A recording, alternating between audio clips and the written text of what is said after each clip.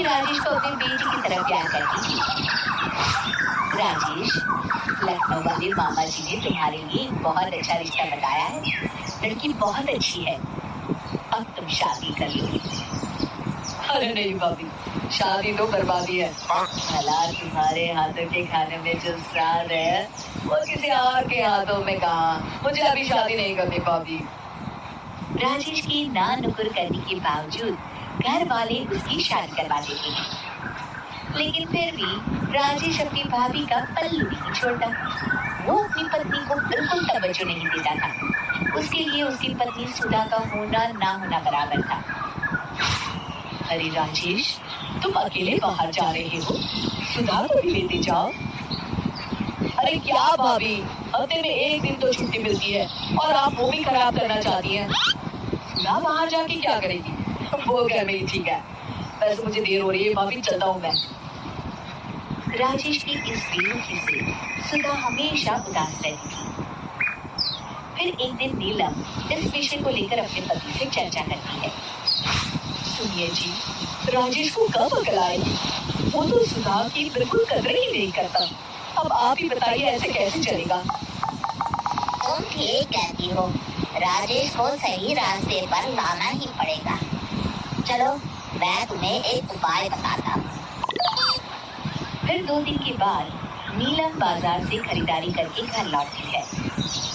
ये लीजिए माँ जी, मैं आपके लिए नई साड़ी लेकर आई हूँ।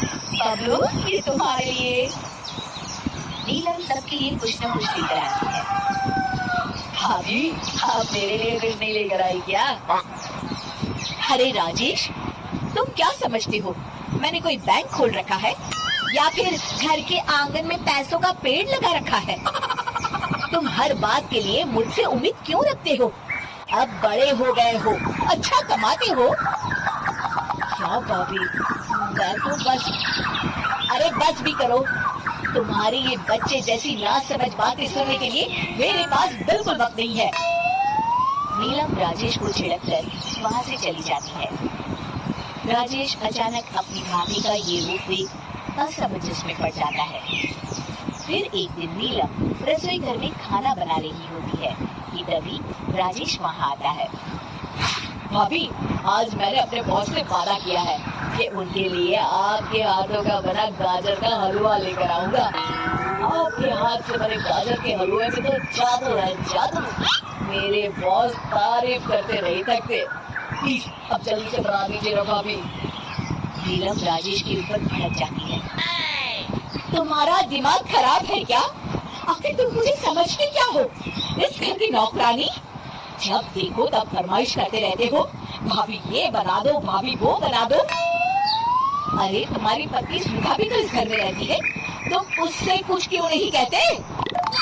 भाभी, आप इस तरह की बातें क्यों कर रही हैं? अरे बस भी करो राजेश, मेरा दिमाग और मत खराब करो। जाओ यहाँ से। अपनी भाभी का इस तरह बेरुखी भरा बर्ताव देख राजेश को बड़ा बुरा लगता है और वो उदास होकर अपने कमरे में बैठ जाता है। तभी उसकी पत्नी सुधा वहाँ आती है। क्या हुआ जी, आप इस तरह उदास क्यों बैठे हैं? राजेश अपनी पत्नी को सारी बात बताता है। राजेश की बात सुनकर सुधा मुस्कुरा के कहती है, बस इतनी सी बात। चलिए जी, मैं आपके बॉस के लिए गाजर का हलवा बना देती हूँ। अरे छोड़ो, तुमसे नहीं हो पाएगा, रहने दो।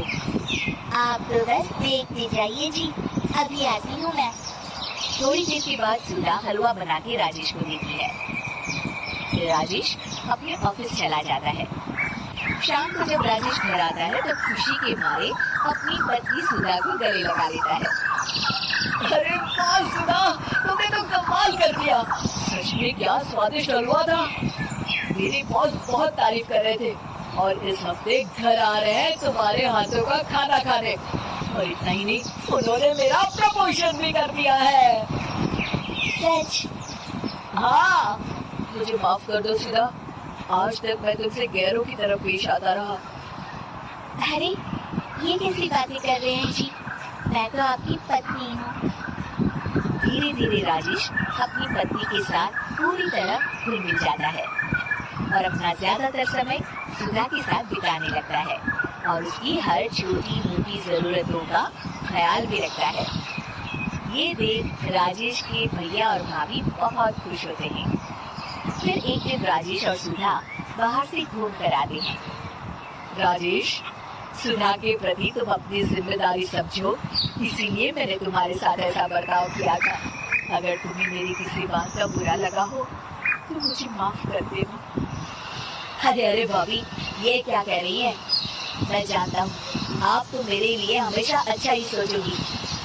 आखिर आप वर्ल्ड की बेस्ट भाभी जो है। इसे कहते हैं अंत भला तो सब भला।